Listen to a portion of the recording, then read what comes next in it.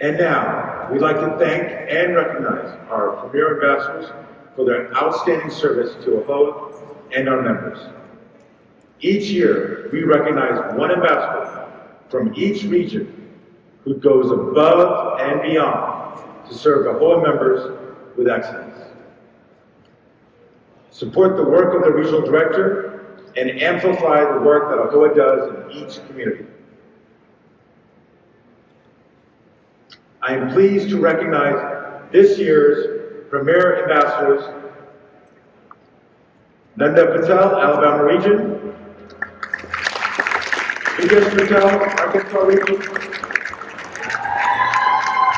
Vikesh Patel, Central Midwest; Chirag Patel, Florida;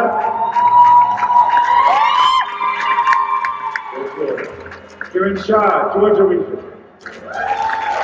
G.J. Zala, Greater Los Angeles Region; Rimple Patel, Gulf Region; Ganesh Patel, Mid-Atlantic Region; Arsh Patel, Mid-South; Chintan Patel, North Carolina; Sahil Patel, North Central Region; Sunlight A. Patel, North Pacific Region; Aditya Patel, North Texas Region; Himanshu Desai, Northeast Region; Ruti Patel, Northwest Region; Arti Multi, Southwest Region. Southeast Texas Region. My apologies. Jigar Desai, Southwest Region; Rajesh Patel, South Carolina; Harshad Patel, South Central Texas Region; Yash Patel, South Pacific Region; Anup Patel, Upper Midwest Region; Nitin Raju Patel, Washington, D.C. Region.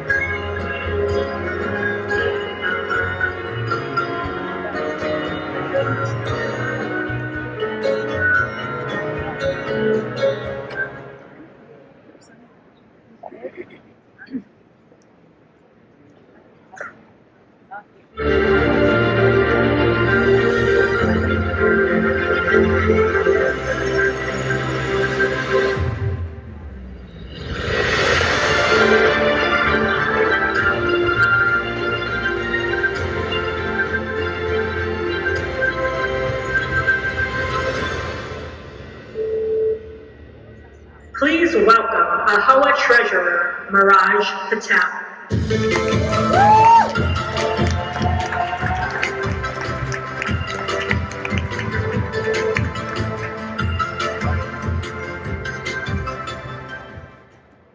What an amazing week it's been so far.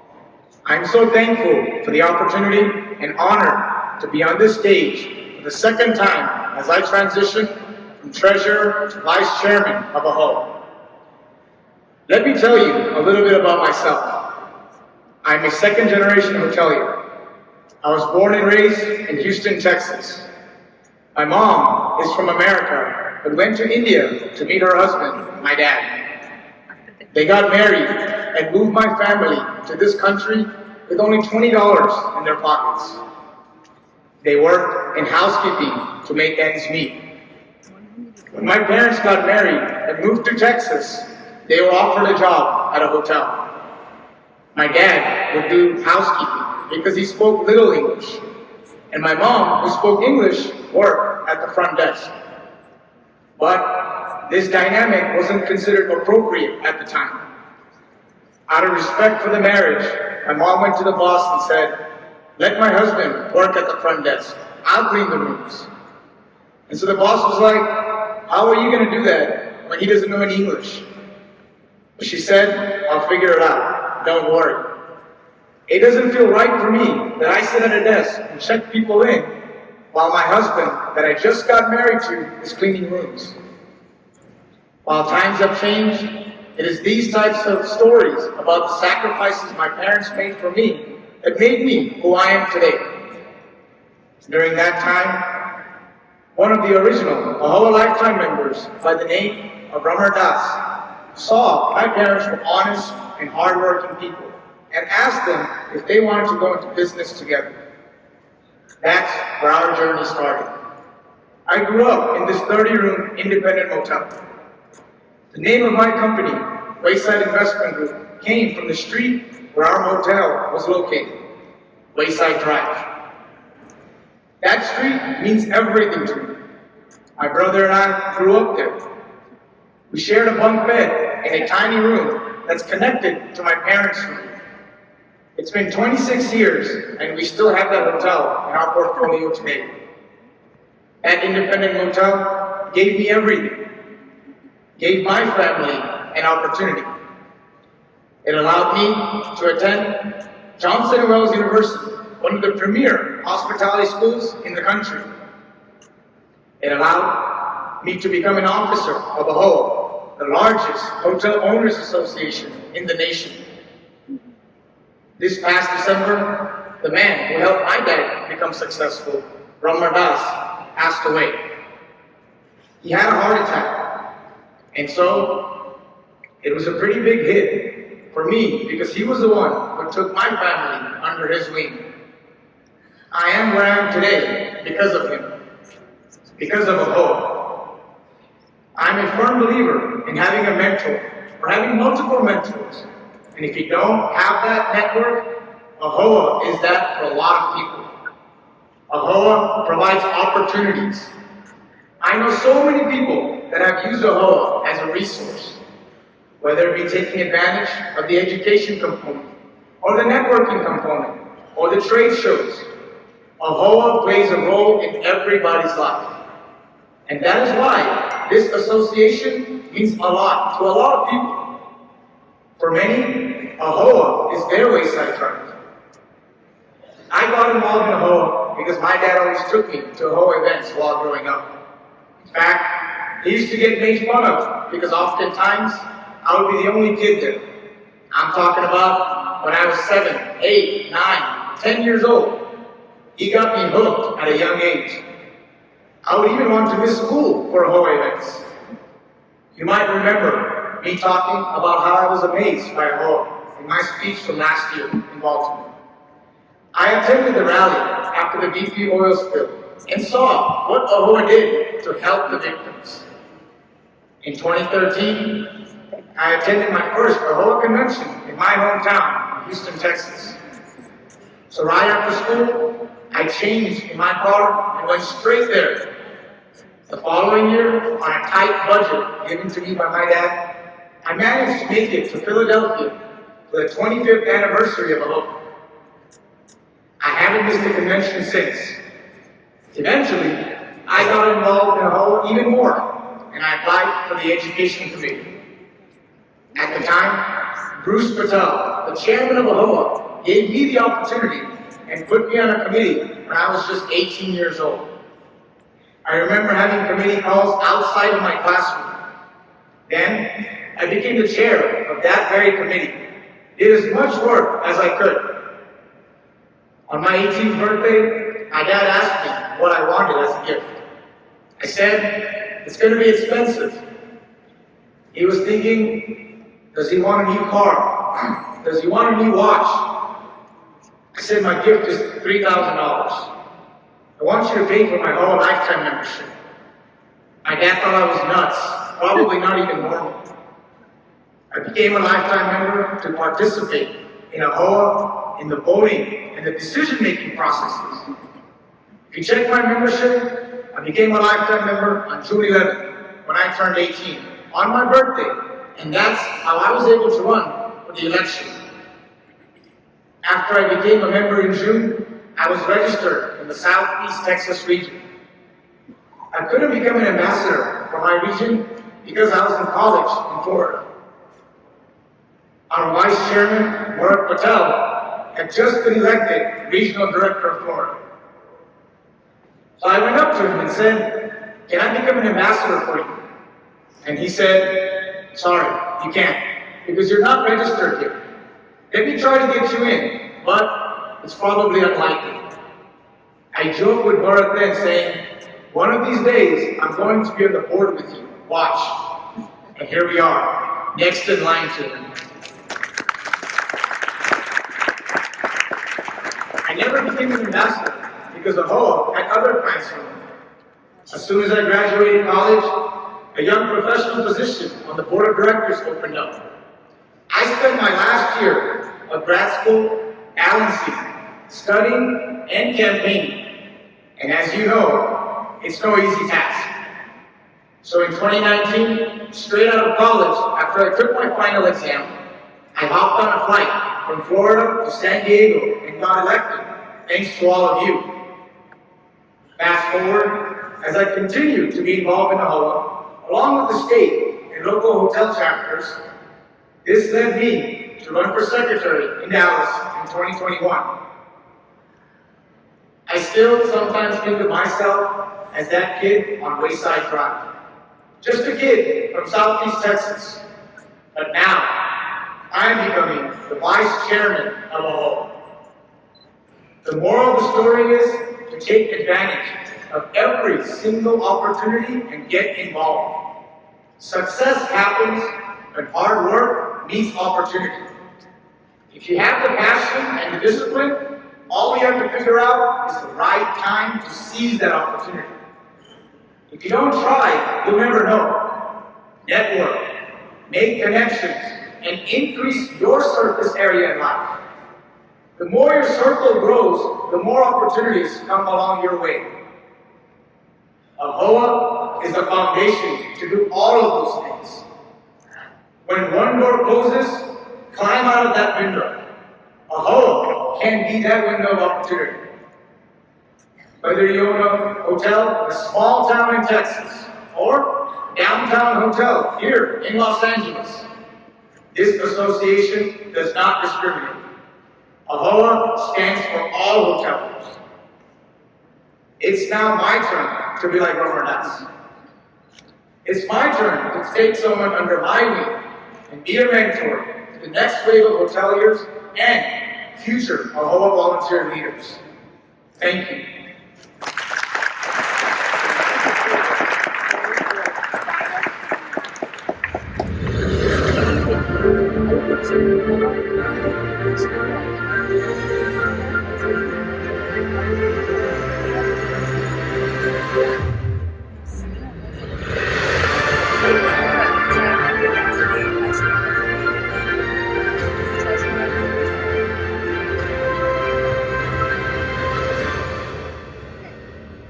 Please welcome AHOA Secretary KP Patel.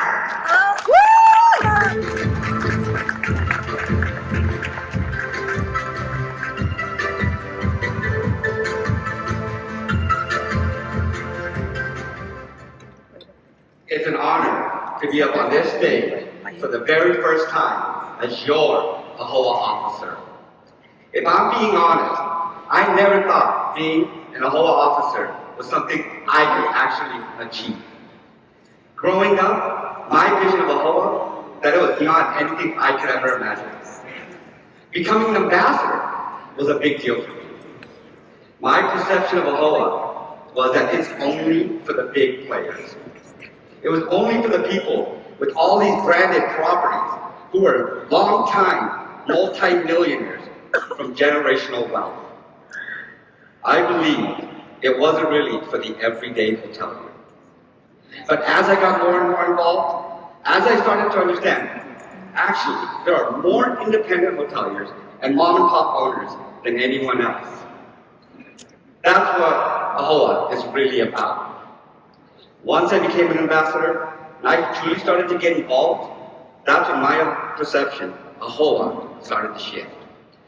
My involvement in AHOA came from my dad, who's a lifetime member and a pack member. he became a regional director, I started to go to town halls with him just to see what was going on. What's all the hoopla really about? It was when I started attending a HOA event that saw the key value, the true potential, the strength a HOA has on the industry. And for me, I realized the significance of saying that there's an organization out there that protects our livelihood. When I got involved, I got to meet other hoteliers, young peers. Once I became an ambassador, I was hooked. I started going to town halls and DC on a regular basis. I saw the impact that a HOA was making on our industry. Also, I understand the impact and significance that our ambassadors play in a HOA's success. I was proud to play my part in all of that. Understanding that everything we're doing was for our members, a HOA definitely helped pave the way for me and my family. It opened up doors that I didn't think would be accessible. In retrospect, I believe the work ethic my parents instilled in me is how I got to where I am today. To give you a little background, I was born not too far from here in Bakersfield, California. My parents moved here from India in the late 60s. I've been working in hotels since I was about yay high. But it wasn't until my freshman year of high school in '93 when I started taking actual interest in the properties my parents owned and operated. My mom and dad were first-generation hoteliers. Then my grandparents got into it as well. And then my sisters and I got into it. So I consider myself a bit of a hybrid between the second and third-generation hoteliers. Like many of you, we grew up living in a hotel my parents owned and operated. We did it all. Cleaning rooms, checking guests in and out, maintenance. It was truly a hands-on operation. Growing up, I saw my parents waking up at all hours of the night to deal with whatever was thrown at them, all while raising me and my two sisters. And trust me, raising this guy was no easy task. Dealing with clogged toilets, waking up at all hours of the night, pales in comparison of what I put them through. Mom, Dad, I can't see you. I'm sorry. But they were dedicated. It was hard work. And some would say it wasn't very glamorous. That's how I grew up. It was life as we knew it. My parents wanted us to know what the industry was all about, and that we always had a support system and a backup plan in life.